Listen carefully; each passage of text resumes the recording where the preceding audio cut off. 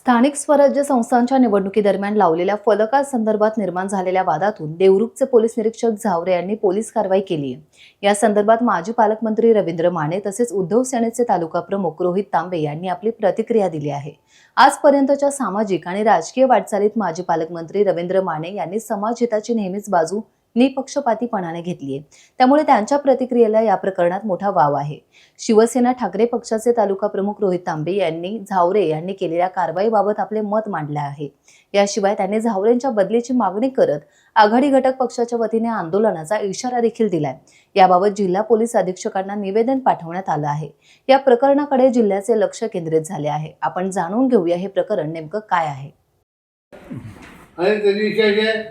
की जाता सगळे गोळा करावेत आणि मला त्यामुळे मला आता कुठल्याही वादात पडायचं नाही। पण या ठिकाणी केस घडली ती नातेवाईकांच्या सांभाळण्यासाठी गेला तो आणि स्वतः झावरे तो हप्तेबाज म्हणून फेमस आहे। त्यात नवीन काही नाही, त्रुटी नाही, पण प्रशासनाने जाणवलं की तक्रार त्याची केली, गुन्हा चौदावर दाखल केला आणि वातावरण कलुषित करण्याचं काम PI झावरेने केलं। देऊन असं नावा की इथे किती भानगडी झाल्या इलेक्शनच्या तरी दुसऱ्या मिनिटात सगळे एकत्र चहा पितात, हसत तुम्ही जातात। झावरे उभी केली आणि वातावरण बिघडवलं। तुमची काय मागणी आहे? बदली करायची, झावरेला सस्पेंड करा, तात्काळ बदली करून त्यांना कारवाई करून ते दोषी आढळत आहेत तर ही म्हणजे आता माने साहेबांनी जे सांगितलं की देवरुखमध्ये किती जरी काही झालं तरी त्या ठिकाणी दुसऱ्या मिनिटाला आम्ही सगळे एकत्र बसतो, परंतु हे जे झावरे साहेबांनी केलेलं आहे ती कायमची एक तेढ त्या ठिकाणी निर्माण करण्याचा तो प्रयत्न आहे।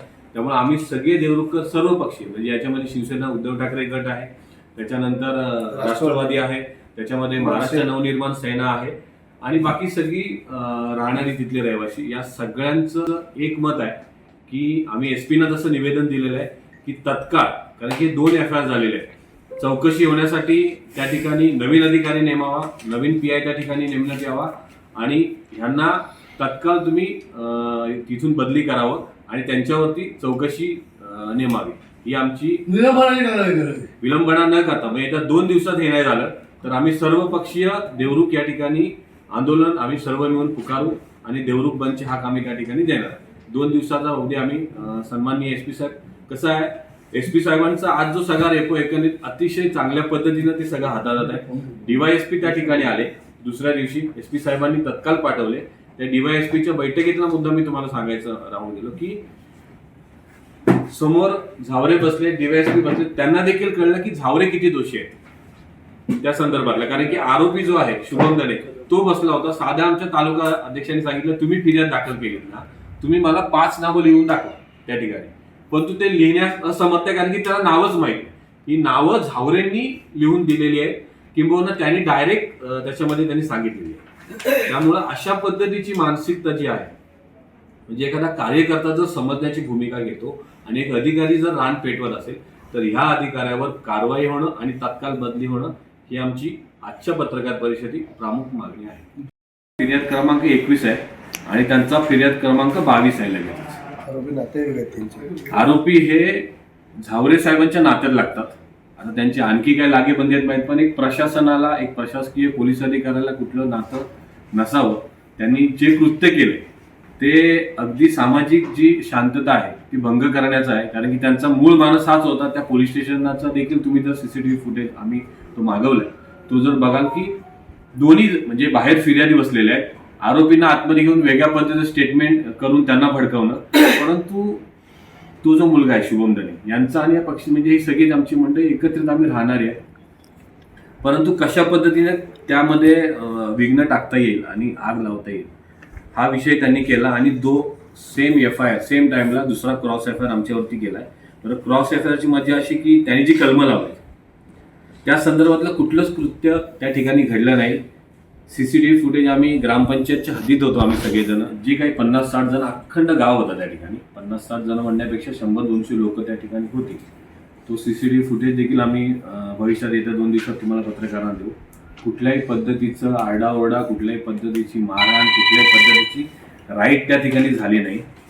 आणि ते सगळे कलमं त्यांनी जे लावलेले आहेत, राईट झाली, मारहाण केली, पोलिसांना त्यांचं कर्तव्य 189 आहे, 189(2), 189(4), 351, 352 ही सगळीची कलमं आहे. म्हणजे याच्यामध्ये धमकी, फौजदारी अंतर्गत धमकी देण्याची जी कलमं सगळी लावली ही सगळी कलमं लावून आणि जे निष्पाप मराठी तरुण आहे, आज बॅनर संदर्भातला वाद एक स्वाभाविक होतं. कोणताही पक्ष, कुठलाही कार्यकर्ता पक्षाचा बॅनर ज्या तिथून काढला जातो तो त्या भावनेने त्या ठिकाणी जातो. त्या ठिकाणी त्याच भावनेने सगळी लोक गेली. त्यामुळे ह्याच्यात कुठलंही वादग्रस्त किंवा शिवीगाळ किंवा मारहाण, धमकी अशा पद्धतीने कुठलाच प्रकार त्या ठिकाणी घडला नाही. परंतु हे खोटे FIR करून मराठी तरुणांना गुन्हेगारी करायचं आणि त्यांचं करिअर उद्ध्वस्त करायचं, या अतिशय दृढ मानसिकतेतून त्यांनी हा FIR दाखल केला. आणि ह्या 3 FIR मधली कफावत आपण पुढे बोलूयात. म्हणजे 2 FIR जे आहेत त्याच्यानंतर सेम टाइम जो आपण सगळ्या पत्रकारांना माहिती आहे, भारतीय जनता पार्टीचे तालुका अध्यक्षांनी मतदान न केल्यामुळे काही लोकांना मारलं. FIR झाला, ते बिचारे गरीब मुलं होते, गेल्या 6 म्हणजे संध्याकाळी 6 वाजल्यापासून त्या ठिकाणी होते, त्यांची फिर्याद देखील घेतली नाही. कुठल्याही पद्धतीचा आरोपीला त्या ठिकाणी बोलवलेलं नाही अजूनपर्यंत. आमच्या माहितीनुसार रुपेश कदम त्यातले संबंधित आरोपी आहेत. आम्ही 3रा FIR सांगतोय, गलत नको व्हायला. हे जे 2 FIR झाले आणि 3रा FIR, कारण की त्या सेम वेळेस आणि सेम दिवशी ते FIR घडलेले आहेत. तो कुठं घडला आपल्या गावातला? तो गाव आहे पुनर्वसन, घोटणे पुनर्वसन.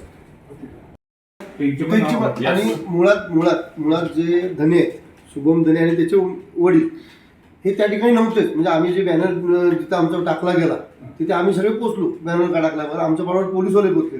आम्ही पोलिसांना एवढं बोललो आणि तिथल्या गावाची चर्चा करू की त्यांना सांगा की येऊन तो बॅनर लावा, माझी चूक झाली, आम्ही विषय सोडून देतोय. कारण सकाळी त्यांनी जाऊन घरात, जी आमची क्षमा जाधव म्हणून उमेदवार होती, त्याच्या घरात जाऊन त्यांनी त्याच्या वडिलांना धमकी दिली होती की हा बॅनर काढतोयस, नाही मी रात्री येऊन फाडून टाकेन आणि नाहीतर तुला मारेन, असं त्यांनी सांगितलं. हा, त्याच्यावर आम्ही गुन्हा दाखल केलाय. त्या ठिकाणी झावरीने काय केलं, तो जो शुभम धने तो होता रत्नागिरी डायरेक्ट पोलीस स्टेशनला गेलाय. आणि जो त्याचा वडील आहे त्यांना डायरेक्ट घरातनं उचलून पोलीस स्टेशनला आणलंय. मग त्याला माहितीच नाही की आम्ही तिथं कोण गेलो होतो. हा मी प्रश्न त्यांना DYSPच्या समोर विचारला की आम्ही कोण कोण होतो तुला माहिती आहे का? तो शुभम, आम्ही डायरेक्ट इथं, आम्हाला कोणते माहितीच नाही. त्याचे वडील पण सांगतात ही नावं आम्ही नाही दिली. मग ही नावं कशी दिली? शोधून नावं दिली. म्हणजे सगळ्याच पक्षातली लोक काढून त्यातली नावं दिली त्यांची, की जेणेकरून त्यांना अडकवायचं. एवढं झालं. हा, आणि आमच्यावर तो गुन्हाच दाखल होत नाही. आम्ही गेलो, आमचा बॅनर फाडला म्हणून बघायला गेलोय आणि आम्ही आमचा बॅनर फाडला म्हणून त्याच्यावरती गुन्हा दाखल केलाय. ह्यांनी उलटी त्यांची फिर्याद करून आमच्यावरती सगळ्यांवरती गुन्हे दाखल केले. एकूण किती जण? 16 जणांची नावं दिलीत आमची. 16 जण आणि 50-55 सांगितले. बरं, त्याला माहिती नाही आम्ही कोण तिथं होतो. हा, फोनवर आमची चर्चा झाली की ठीक आहे, काय झालं गेलं असेल तर मी छोट्या दिनी माझी झाली वैयक्तिक. दुसरे तिथं रोहित तांबे असतील, अनुराग कोचरकर असतील, कुठचेही कोणी त्या भानगडीत नव्हते किंवा भानगड हा मुळात झालेलीच नाही. आम्ही आपसात गावातला म्हणून सकाळी जसं मिटवलं तसं संध्याकाळचं मिटवायला गेलो.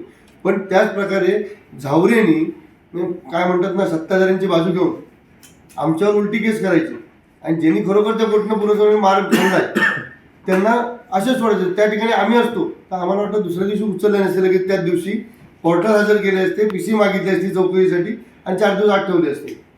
अशी कुठचीही कारवाई त्या BJPच्या तालुका अध्यक्ष किंवा कोणत्याही त्यांनी विधानसभा आपला याच्यामध्ये प्रश्न मांडलेला आहे, गौडामध्ये प्रश्न मांडलेला आहे की ह्याची तत्काळ बदली करा.